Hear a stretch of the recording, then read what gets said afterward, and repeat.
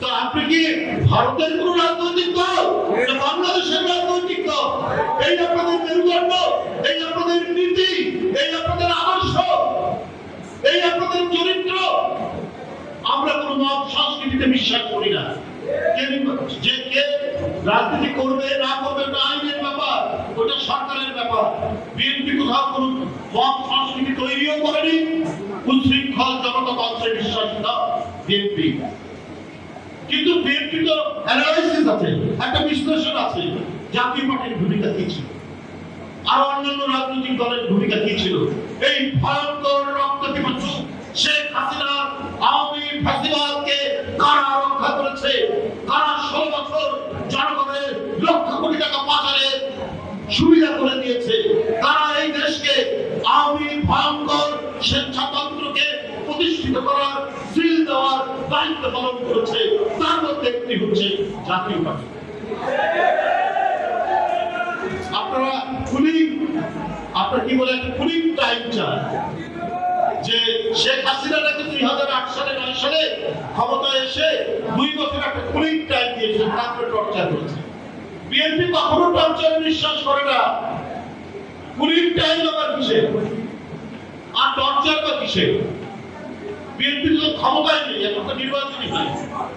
BNP কখনো কোনোভাবে কোনো অবস্থাতেই বেআইনি কোনো ধরনের অত্যাচার, নির্যাতন, নিপীড়ন এটাতে বিশ্বাসী নয়। কারণ নিজেরা আমাদের জীবন দিয়ে আমরা প্রত্যেকে ভুক্তভোগী।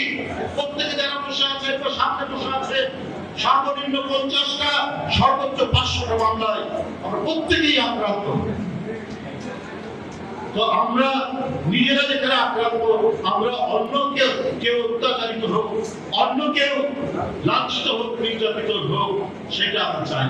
কিন্তু যারা ফ্যাসিবাদকে সমর্থন দিয়ে তাদের বয়ানের সাথে গলায় সুর মিলিয়ে যারা কাজ করেছে, তাদের তো বন্ধুরা আবার আইনের আওতায় অবশ্যই তাদের বিচার জনগণ দেখতে চায়, অবশ্যই তাদের বিচার জনগণ দেখতে চায়। আজকে একটা ফেসবুকে বিভিন্ন গণমাধ্যমে দেখা যায় যে এদেশে সৎভাবে সত্য কথা বলে বেঁচে থাকা যায়। লিখছেন একজন সাংবাদিক, যার সম্পর্কে কয়েকদিন আগে তার আত্মহত্যার কথা আমরা শুনেছি, তার লাশ পাওয়া যাচ্ছে মেঘনা নদী থেকে।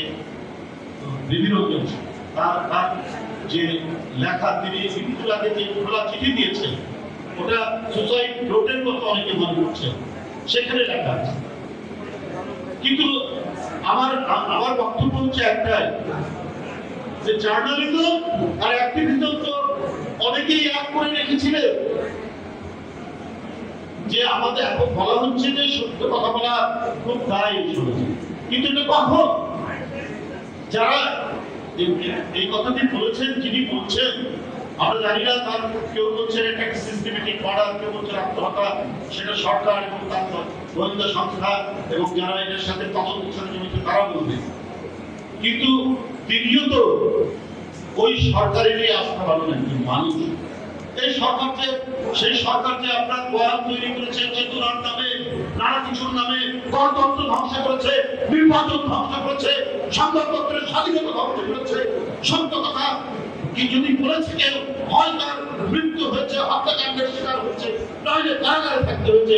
বিশেষ করে সত্যবাদী সাংবাদিকরা, তারা কেউ বিস্তার পায়নি শেখ হাসিনা করার থেকে। সেই দিন যারা আওয়ামী লীগের দাসত্ব করেছে, সেই সমস্ত সাংবাদিকরা সেই দিন যারা মাথা নিচু করে শেখ হাসিনার অবিচার অত্যাচারকে যারা সেদিন সমর্থন করেছে, তারা যদি আজকে বড় বড় কথা বলে, এটা তো অত্যন্ত দুর্ভাগ্যজনক। সে কথাগুলো আজকে এইভাবে আসছে কেন? এখন তো অনেকেই মুক্তভাবে কথা বলছে। কই 15ই আগস্টে আওয়ামী লীগের নেতার পিতার নামে তো অনেকেই মন্তব্য করলেন। আমরা তো কোনো কথা বলিনি, আমরা তো গিয়ে কোনো মত সংস্কৃতি তৈরি করিনি। অথচ এই 1 সেপ্টেম্বরে অনেক সংবাদপত্র প্রয়াত জিয়াউর রহমান লিখেছেন, এটাও কিন্তু আমরা দেখেছি। আমরা সমালোচনা করছি, আমরা কিছু বলবো না, কিন্তু আমাদের মনে কোটি কোটি জাতীয়তাবাদী শক্তির বলে ওই সংবাদপত্রগুলো এত বেদনা, এত দুঃখ দিয়েছে, এটা কিন্তু আমরা ভুলব না। যে ব্যক্তিটি স্বাধীনতার ঘোষণা দিলেন, যে ব্যক্তিটি শেখ মুজিবের গণতন্ত্র হত্যা করার জায়গা থেকে গণতন্ত্রের মুক্তি দিলেন, বহুদলীয় গণতন্ত্র, তাকে জাতীয় আন্তর্জাতিক চক্রান্তে তাকে শহীদ করা হলো, তার নামে আগে দিচ্ছেন প্রয়াত জিয়াউর রহমান।